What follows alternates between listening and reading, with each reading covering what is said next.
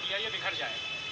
पूरी दुनिया में प्रचार कर रहे थे। और विंस्टन चर्चिल जो ब्रिटेन का प्रधानमंत्री था उस समय, जो हमारे बापू को कहता था हाफ नेकेड बेगर, जिसका अनुवाद हिंदी में हम लोग अधनंगा फ़कीर करते हैं। हालांकि बेगर का अनुवाद फ़कीर नहीं होता है, लेकिन जो अनुवाद है वो बहुत ही अनुचित शब्द है, इसलिए हम लोग उसको अधनंगा फ़कीर कहते हैं। वो कहता था ये गांधी के बस का नहीं है, ये कुछ नहीं कर सकते। और वही बापू जब ब्रिटेन के राजा से मिलने गए तो पत्रकारों ने उनसे सवाल किया कि आप ब्रिटेन के, जो उस समय ऐसा देश था, सबसे मजबूत देश था, उसके सबसे बड़े शासक राजा से मिलने जा रहे हैं और आपके पास प्रॉपर कपड़े भी नहीं हैं। तो गांधी जी ने जवाब दिया, गांधी जी का सेंस ऑफ ह्यूमर बहुत अच्छा था। उन्होंने जवाब दिया कि मेरे हिस्से के कपड़े राजा ने भी पहन रखे हैं, इसलिए मुझे जो मेरे कपड़े हैं पर्याप्त हैं, इसमें मैं उनसे मिल सकता हूँ। इस प्रकार से 1947 में हमें आज़ादी मिली। आप सब जानते हैं कितने बलिदान और त्याग के बाद। लेकिन इन 75 सालों में उस आज़ादी के बाद जो हमारी उपलब्धियां रही हैं वो मानक है। किसी भी देश के लिए एक अध्ययन का विषय है कि 47 से 50 के बीच आज़ादी के समय हमारे देश की क्या हालत थी और आज 75 वर्ष पूरे होने के बाद हम कहाँ खड़े हुए। तो जब हम इसको थोड़ा सा देखते हैं तो आश्चर्यचकित होना पड़ता है। और एक बात मैं बार बार कहता हूँ, मेरा ये मानना है कि किसी भी देश के जीवन में 75 वर्ष कोई बहुत बड़ी अवधि नहीं होती। एक व्यक्ति के जीवन में पूरा जीवन ही हो जाता है 75 वर्ष, लेकिन जब किसी राष्ट्र के संदर्भ में हम बात करते हैं तो 75 साल आप मान सकते हैं कि ये उस राष्ट्र की शैशव अवस्था है, अभी वो किशोर भी नहीं हुआ। लेकिन इन 75 वर्षों में जो हमने पाया और जो प्राप्त किया वो दुनिया को दिखाने लायक है। 1947 में हमारी जीडीपी 3% थी, इमॉर्टल रेट 250 से भी ज़्यादा था, लाइफ एक्सपेक्टेंसी 35 वर्ष की, और आज क्या पोजीशन है? लिटरेसी रेट 12% थी। उस दौर में हमें इन चुनौतियों से भी लड़ना था और उसके साथ साथ दुनिया को भी दिखाना था कि हमने आज़ाद होकर दुनिया के सामने एक मिसाल पेश की है।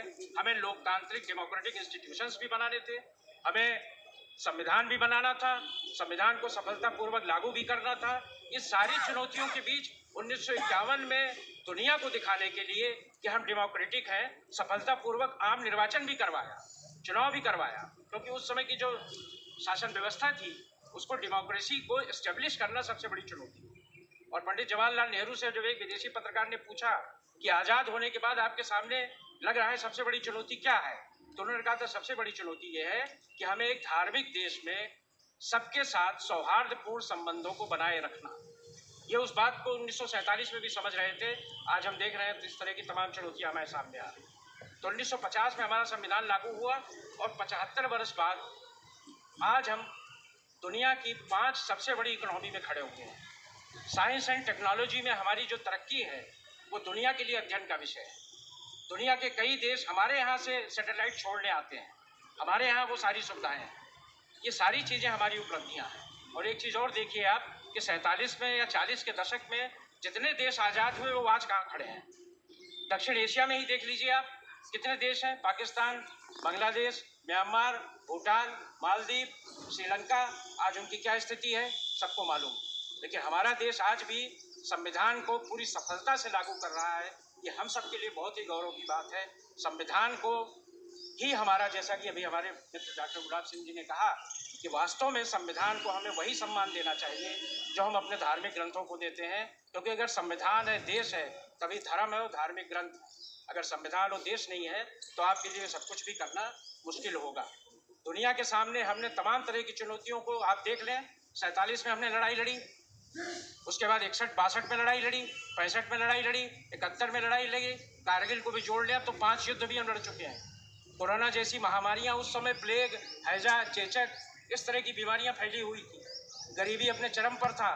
सांप्रदायिक दंगे पूरी तरह से पूरे भारत में, दक्षिण भारत के भी छोड़ दीजिए आप, पूरे भारत में फैले हुए। इन सारी चुनौतियों के बीच संविधान को बनाना, लागू करना और आज 75 वर्ष पूरा करना, ये हम सब की बहुत बड़ी उपलब्धि है। इसके लिए हम सबको, संविधान निर्माताओं को, संविधान को और स्वयं को भी बधाई देनी चाहिए कि हमने अपने डेमोक्रेटिक मूल्यों को कभी भी